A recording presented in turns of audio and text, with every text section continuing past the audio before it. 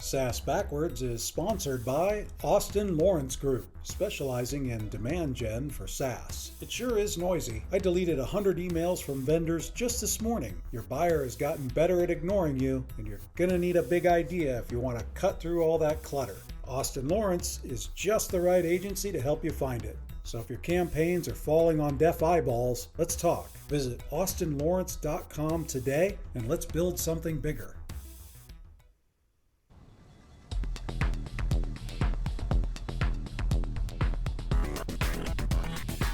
Welcome to the SaaS Backwards podcast, where we reverse engineer the success of fast-growing SaaS firms and explore strategies CMOs and CEOs are using to drive their businesses forward.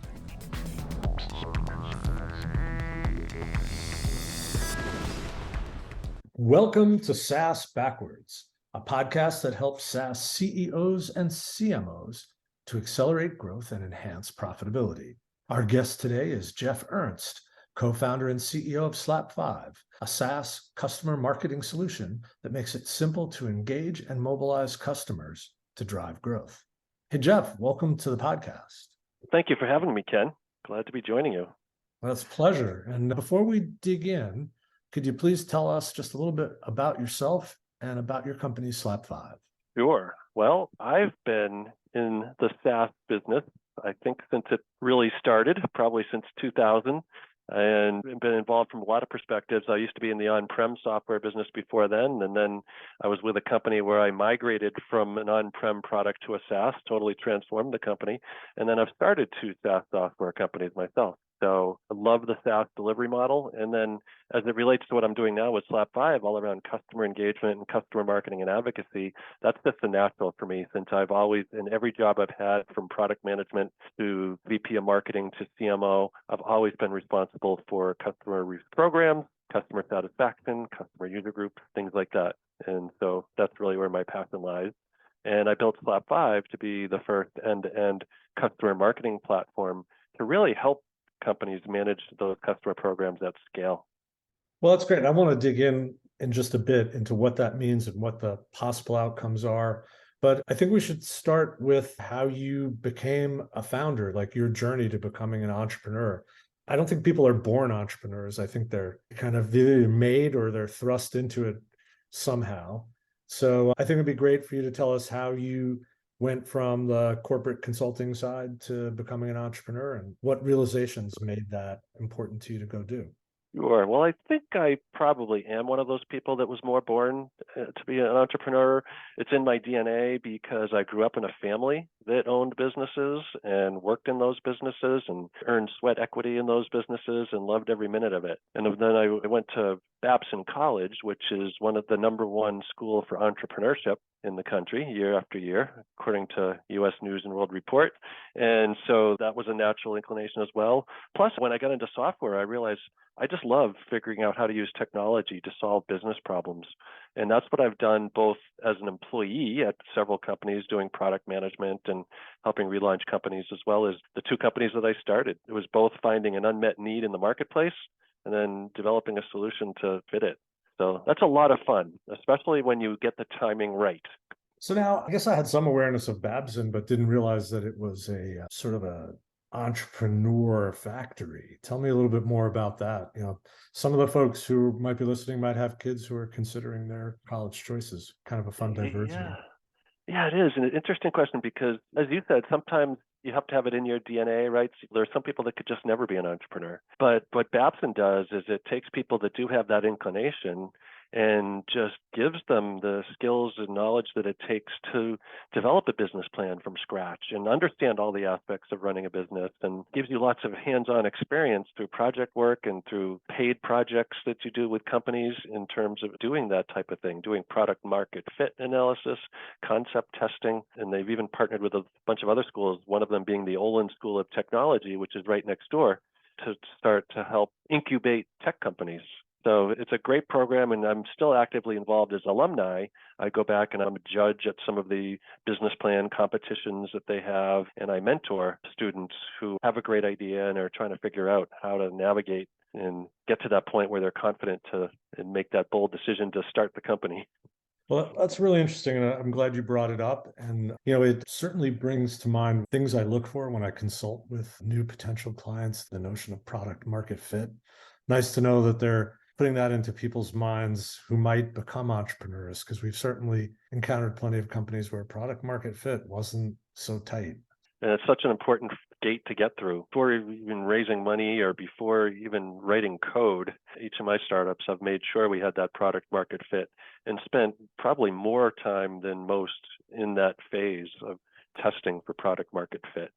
And I highly recommend that to anybody if you're at that point. It's a lot cheaper than it is after you've raised capital and spent a couple of years building a product. Yeah, and we've definitely seen product market fit done right and product market fit gone wrong. So Exactly. totally agreed. But let's get back to your journey. So you had some family business experiences, educational experiences, but then you also were looking in other companies as an advisor, right? Well, yeah, I was a CMO at a couple of companies. And one of them I mentioned had done the transformation from being on-prem to SaaS. So I'd led a company through that whole process. So I've seen it from all sides, started two companies of my own. And then after I exited my last software company, I didn't really have my next great idea for my next business. And so I think you have to have a great idea before taking that plunge, and it needs to be something you're passionate about. So I went to Forrester and decided to be an industry analyst, because another thing I'd always done is analyst relations. I had always done all the analyst briefings. And I decided, wouldn't it be fun to be on the other side of the briefing table for a little while? And I figured I would be exposed to enough of what's going on there that I would find my next business idea. And that's exactly what happened. That's really interesting. We had Andrew Davies, a CMO of Paddle, and he also had a stint as a consultant and advisor. And I think some executives shy away from that kind of, phase in a career path before going back out as an entrepreneur. And I actually think it's a great way to get a lot of exposure and build up your network. So I'm glad to hear that. And I think it makes so much sense too, because what I was doing is I was advising CMOs who are my peeps. And I knew that any technology that I developed in my next startup would be serving some aspect of marketing at the intersection of marketing and customers. I just didn't know exactly what it would be. But what a fertile ground for ideas and for just understanding the pains that these people have. They're coming to me doing these 30-minute inquiry calls 5 or 6 times a day. And I mean, I got to hear everything that they're struggling with. So I can't recommend that enough. Almost like a product research lab. Exactly. Yeah. On a daily basis. Yes. Yeah, it's getting paid to come up with your next idea. That's pretty good. So I think a fundamental part of this big idea was this notion that you described of the trust gap getting wider between buyers and vendors. Can you talk to us a little bit Sure. about your perspective on that and how that led you to the founding of SlapFive? Yeah, so that's very true. And I think everybody sees it from one perspective or another, but I have done over 2,000 buyer interviews as part of my work at Forrester and since Forrester, and to really understand how buyers buy and why and who they trust and where they go. And overwhelmingly, the number one thing that buyers trust, the number one resource that they seek out is what their friends and colleagues think. And if they're checking out a vendor, what have the experiences been like of other customers? They want that crystal ball into what life is like as a customer. And they know that not everything's going to go perfectly. So they don't want somebody to tell them, yeah, everything's perfect here. You're going to live happily ever after. They just want to know the good, the bad, and the ugly of what it's like to be a customer. And they can only get that from your existing customers. And they don't trust your marketing messages, and they put off dealing with your salespeople as long as they can until the very end of the sales cycle when they're ready to transact. And so that's what I mean by the trust gap. And as you know, I'm sure from your business too, it's harder in marketing to break through that trust gap, especially breaking through all the noise that exists in the marketplace. That was really the dynamic that I was seeing as a Forrester analyst that caused me to say, okay, how can we bridge that trust gap in a new and innovative way? Yeah, it's very consistent with what Vinay Bhagat tells us from Trust Radius. Yes. Their annual survey between buyers and SaaS vendors. I think they call it now the buyer disconnect, right? The SaaS buyer disconnect. Yes. So yes, I'm very familiar with his work. Yeah, he and I come from the same spot. We know each other very well. We're both solving the same trust gap problem, just coming at it with a different type of solution, but work very well together. Yeah, I mean, their solution is at its core providing, user reviews of Right. these products. But I think the research they're doing is really fascinating Yes. into like sources of information that buyers are using. And this latest research report, the company sales team fell off the top 5 sources. So knowing Finally. the top 5, Yep. our vendor sales or systems engineering people, the top 5 sources of information. Right. Yep. There clearly is this great, yawning gap between the buyers and the vendors. And let's talk about what customer-led growth is and why SaaS firms should embrace it in this environment. It seems like an almost obvious answer to the problem. Yeah. But I think we need to dig in a little bit as to what that really means. So let's Yep. start with what is customer-led growth. And I think you might have had some hand in kind of coining the phrase. So let's go right to it. Yeah, well, I mean, I'm not going to take ownership of the phrase. There were people out there before me, but I've given it a definition that I think is a little bit more broad than what it's been used in the past. It's been used just primarily to describe the idea that if the better job you do retaining customers and renewing them, you should really focus your effort there because that's an annuity. Whereas I look at it as my definition of customer-led growth is when you proactively come up with programs that mobilize your customers to help drive the most important strategic growth initiatives that your C-level executives have at your company. And so I'm advising both the customer marketing practitioners on how they can do this, how they can align themselves with their C-level executives' growth goals, as well as counseling and advising those C-level executives about what's possible, the art of the possible. Because unfortunately, a lot of CEOs, they tend to think of, well, the only thing we can really do to tap into the power of our customers is to ask for referrals and maybe write case studies. But they don't realize all the other ways that customers could be mobilized. Yeah, and I don't think the glory in most organizations comes out of working with the customers that you have today. It's, the new logos that get dragged into the village chief, right? I mean, that's kind of where the action is, as opposed to maximizing the value of the relationships that you already have. Right. But even going after those new logos, though, it's amazing the power the customers can have in doing that. And so, again, like we tend to think about, if we can just get more referrals, if we just write more case studies or do more reference calls, that's great. But imagine this, like the initiative I had, one of the things that inspired me to start SlapFive was this growth goal that we had at Forrester, which was to better compete with Gartner and to gain market share against Gartner. And when you peel back the layers there, we realized, well, we're never going to replace Gartner, right? Everybody does business with Gartner. And the objections we were getting in the marketplace is, why do we need a second opinion? We're already spending X millions of dollars a year with Gartner. And so I knew that I had to come up with a coexist strategy for my company. But I also knew that our own sales guys and marketing people were making all the claims in the world about how we're different, but it didn't make any difference.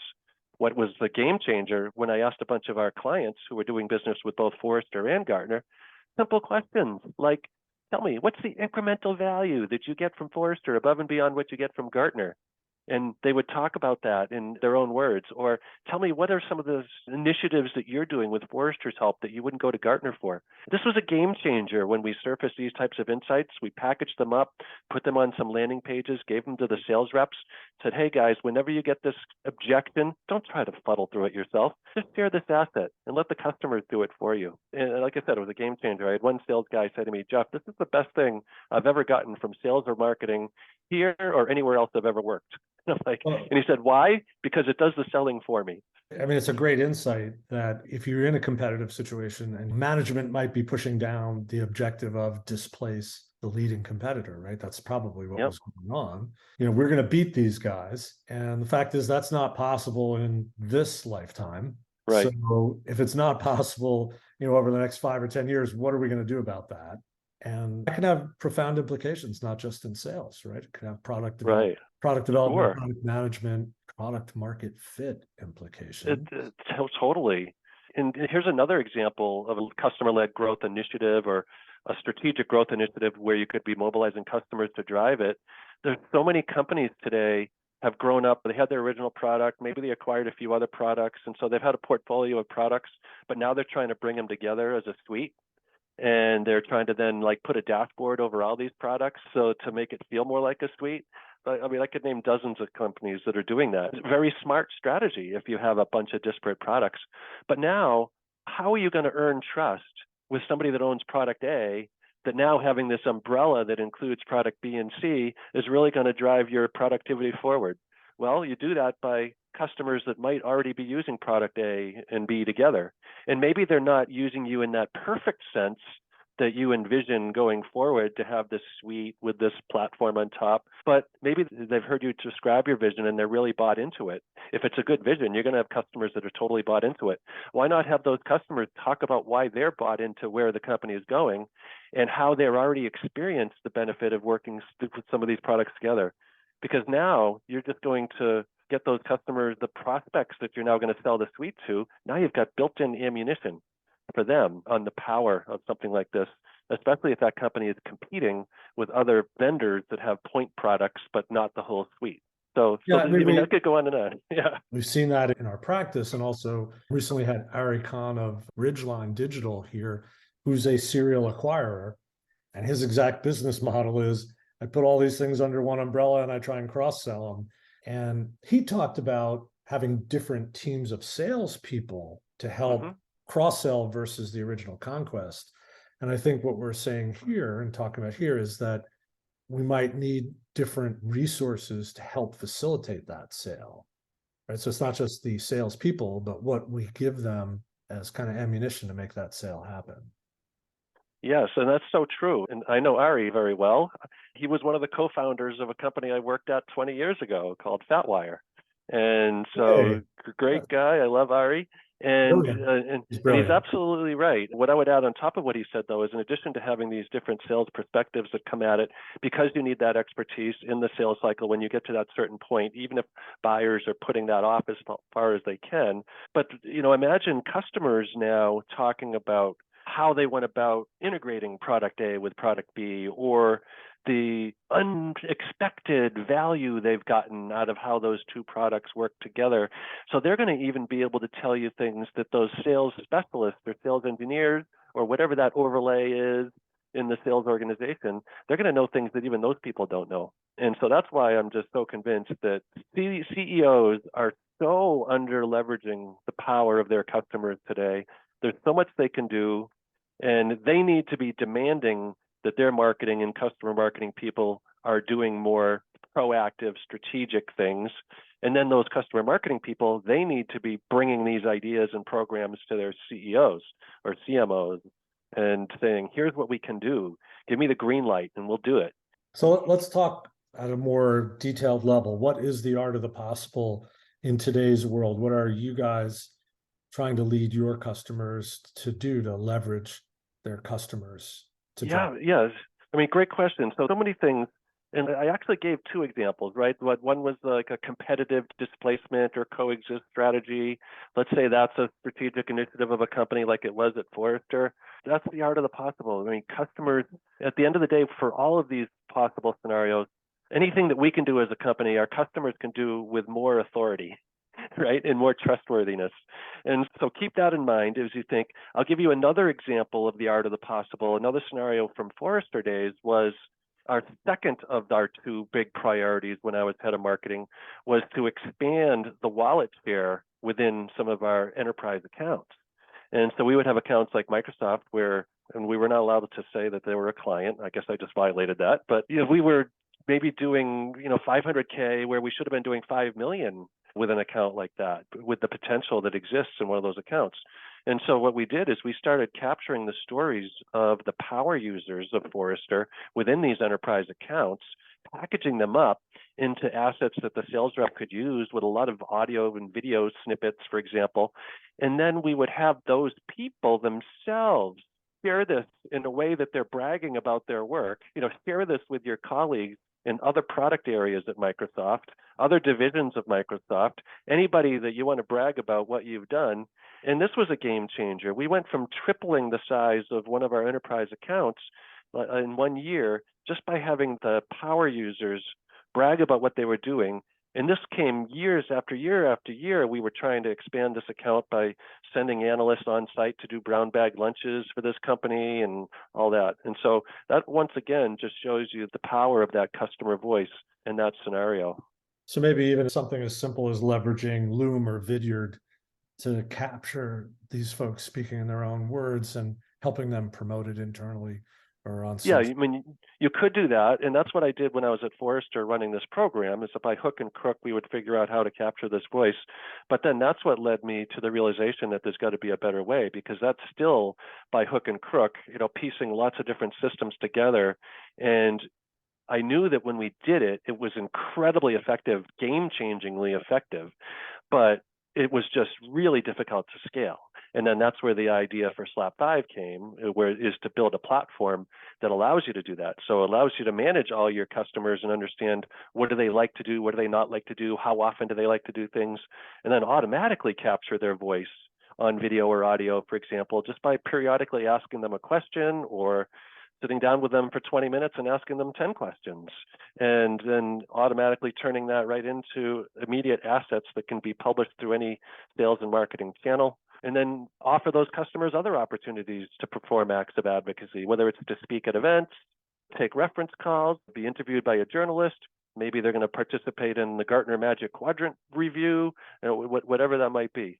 Because what I know as a customer, and one of the things that always surprises CEOs is they don't know this oftentimes, is that when we go and actually offer these opportunities to customers for the first time at a company, because many companies don't want to do this, they feel like they don't want to be begging for favors.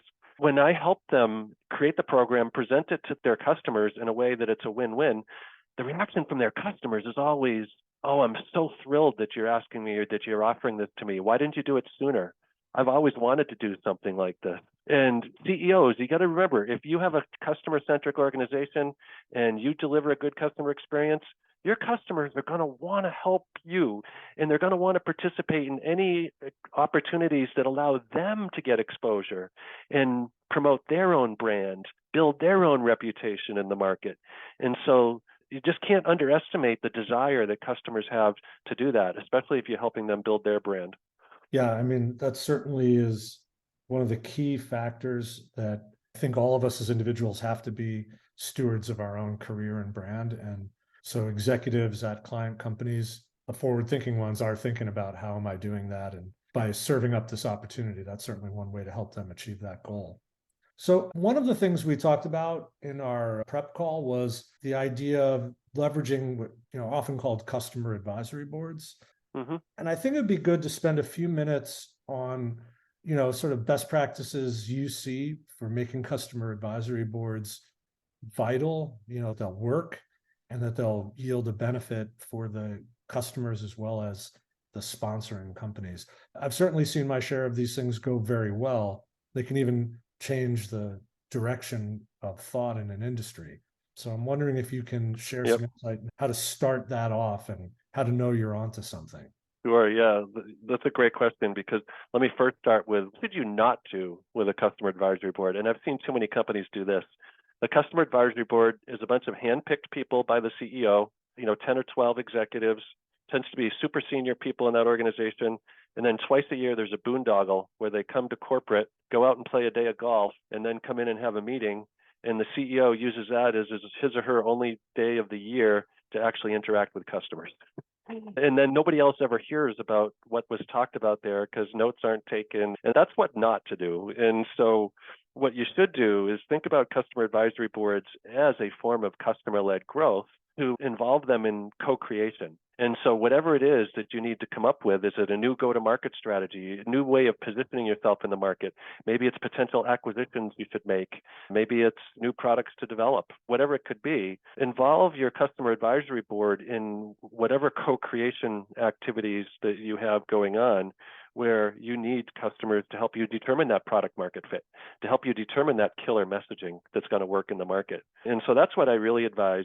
And let me back up. So forming the customer advisory board, sometimes just getting a bunch of CEOs or COOs or something may not always be the best advisors to have, unless that is the rare few companies, or if you're a McKinsey or somebody, that's where you sell, right? But if for most companies, Your customer advisory board is better served to be executive level people, but in the domain that you serve, who feel the pain that your company solves day in and day out, and so that they can speak to it and have a lot of great insights. And so as you engage them, bring them in together for meetings or Zoom meetings or whatever, once or twice a year. Let them interact with each other because they love that, but then engage them throughout the year. And this is another reason why we built SlapFive, is to support ongoing engagement with your CAB, because these people want to do more than just get together once or twice a year. They're going to be wide open to, let's say your product management team has a question in May because they're designing a new release and they want to get some feedback on a particular feature. That's a great pool of people to put that question out to. Just a single question, let them respond, assimilate their responses, and then most importantly, follow up with them to let them know what you did with their feedback. So there's so much more you can do to bring them into the fiber of your company in that co-creation process. Yeah, and you've done this yourself with SlapFive, right? Oh, yeah. We have our own customer advisory board. Absolutely. And we do so much. First of all, we have to practice what we preach, right? We would be hypocrites if we didn't, but it is such an important thing to do.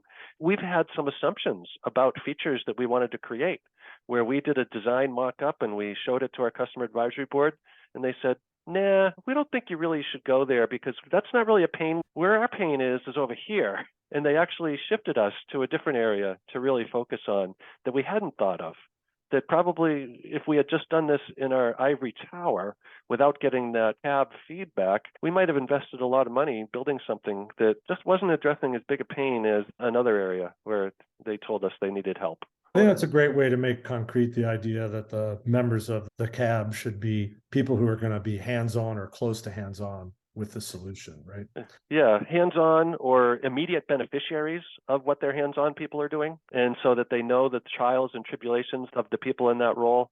But yeah, they can't be 5 levels above those people and have no clue how that function works, unless it's really meant to be a total strategic advisory board. But again, that's a whole different thing than a customer advisory board.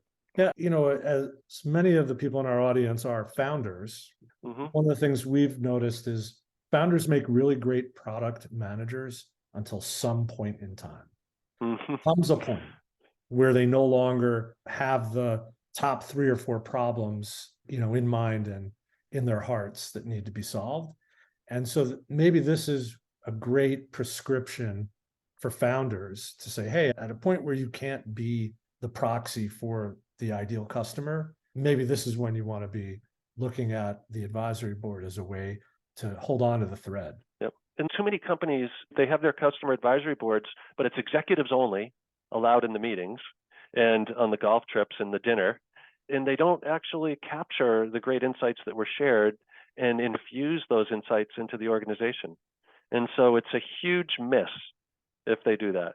And granted, if there might still be benefit if you're going to operate that way, because you might be maximizing the probability of renewal for those 10 or 12 customers in the customer advisory board. That might be a reason that they stay with you if they're having any doubts or anything. But beyond that, you're missing out on so much more potential. Fair enough. Hey, one of the things you mentioned to me was that through better understanding of customers, we might uncover new vertical markets. And that was a new one for me, a new insight. So I just want to know if you can make that real for us in just a few minutes, just sort of make that idea. Sure. Yeah. And again, this would make sense if the C-level executives have set a strategic growth initiative for the year to say that we want to penetrate this new industry or this new vertical, or we want to expand our footprint in a particular vertical. Because as you know, and as our CEOs know, there's always 2 or 3 or 4 top-level priorities that are company-wide initiatives that the company really wants to focus on. For the public companies, it's the things that the CEO says on the earnings calls. For private companies, it's things that are said at the all-hands meetings where they really want to get everybody on board. And let's say I have one client that's a cloud ERP vendor, and they're really strong in the manufacturing and distribution industry with their cloud ERP. Do super well there. And they decided that they wanted to get deeper into the construction industry, but they just didn't have a big footprint there. And so what they did is, first of all, brought in a little mini impromptu customer advisory board with some of their construction clients to really understand what's different about using ERP for a construction company. One is a lot of your users are wearing hard hats and they're on a job site. And so you have to operate, be more remote. And so there were a lot of nuances like that came out about working in the construction industry that they were now able to understand and then build into their product to make sure they had a viable solution. And then when it came time to launch, those customers that were part of that team that gave all that input were now raring at the opportunity for this company to really fine-tune the product for the construction industry. So they were ardent spokespeople that talked about the power of this vendor and everything they do around project management, costing, materials delivery to sites, things like that.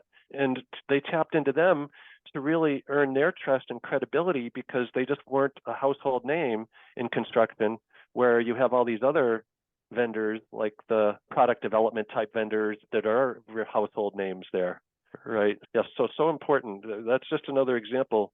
And it could even be understanding which verticals to target in the first place. Even before you made that decision, you could be tapping into customers in different markets to really understand their usage patterns and where do you have a really great fit where you might not have fully penetrated that vertical, or there might be just so much more opportunity to penetrate that particular vertical. Right. So it might not be an unknown vertical, but it might be one where you've just sort of lucked into a handful of customers. Now you can dig in on that. Right. Yeah, because any of us, no matter what verticals we focus on, we're always going to have people from buying us in one-offs, right? We're always going to have that person over here that says, hey, I really like what you do. I know you didn't build it for my industry, but I really want to use it. Would you sell it to me? And so, find out why. What was it that those people attracted? And is that something that's repeatable? Can you make it repeatable? And then if you start to see a pattern develop, 4 or 5 customers there, because I'm still a big believer in Jeffrey Moore and crossing the chasm and finding those first bowling pins. And, once you get 5 customers in a particular vertical, it's a lot easier to get to 15 than it is going from 1 to 5. Hey, so last and favorite question. Tell us, looking back on your entrepreneuring at SlapFive, what decisions would you have made differently, or decisions you would have taken that you didn't? What are the lessons from things you didn't do or didn't do the way you might have? Yes, great question. So I think there's one decision that I made that I wish I had done perhaps a year earlier. And I waited too long to do this. And that was when I was first going to market with my customer marketing platform, because I have a huge network of CMOs, both from Forrester serving CMOs, having been one. They're my peeps. I know who they are. I organized a network in 350 Boston area tech CMOs. And that's where I was really targeting to try to sell my platform, targeting all the benefits around, doing more effective, productive marketing. And I just wasn't hitting a big enough of the day-to-day pain that they had. And so the pivot that I made probably 3 years ago was to really take the solution to those customer marketing managers and directors who are doing everything in spreadsheets today or before they buy SlapFive, or, like I did at Forrester, they're putting together by hook and crook all these different tools to try to solve all these different workflows. As soon as we did that, we just took off. And they're a very self-referencing group. We built a community of those people well beyond just our customer base to bring them together, because there was no meeting place for people in this role. And so that's something, because, conventional thinking is sell high. Right? Go to the CMO. If you can go to the CMO, you're golden. But it was hard to get them to take action because this was just one of many, many problems that they were struggling with. So that's something I just wish I had done maybe a year earlier, but I don't think it's hurt us at this point. It was just a big light bulb that went on at one point where, could have done that earlier. I think that's a great insight. I mean, I can't tell you how often we hear get to the chief X officer. That's where the action is. And they may be the prover, but they may not be the user or decision maker at all. And they're certainly not experiencing the pain, except from some kind of reporting scenario. Have you done X, Y, and Z, from the CEO? Right. And so the way we bridge that gap is we create the dashboard, the CMO dashboard or the CEO dashboard. And then we sell that to our power users saying, hey, how would you like to be able to show this to your CMO? It's like, oh my God. Hey, if people want to learn more about SlapFive or reach out to you, how can they do that? Well, they can just email me, jeff@slapfive.com, or look me up, Jeff Ernst on LinkedIn, or go to our website, slapfive.com, SlapFive. And then, and what I would also suggest to people is if you're curious about this idea that you could be better mobilizing your customers to drive growth. We do a customer-led growth strategy workshop for people, oftentimes in the pre-sales cycle, just to help them wrap their heads around what's possible in their company. And so we're glad to do that, help people understand, if you've got this strategic growth initiative this year, what are the hidden ways that you could be really tapping into the power of your customers to drive that initiative forward that nobody in your company has thought of yet? Well, that's a great offer, and I hope that we get some people to take you up on that. All right. So thanks so much. You're an amazing guest. Really appreciate it, Jeff. And to listeners, if you have not yet subscribed to the podcast, please do so wherever podcasts are distributed. And if you'd like to reach me, my email's kl@austinlawrence with a W, austinlawrence.com. And I'm on LinkedIn/n/Ken Lempit. Thanks so much, Jeff, for a great episode of SaaS Backwards. All right. Thanks for having me. Thanks for listening to the SaaS Backwards podcast, brought to you by Austin Lawrence Group. We're a growth marketing agency that helps SaaS firms reduce churn, accelerate sales, and generate demand.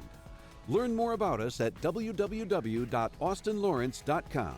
You can email Ken Lempit at kl@austinlawrence.com about any SaaS marketing or customer retention subject. We hope you'll subscribe, and thanks again for listening.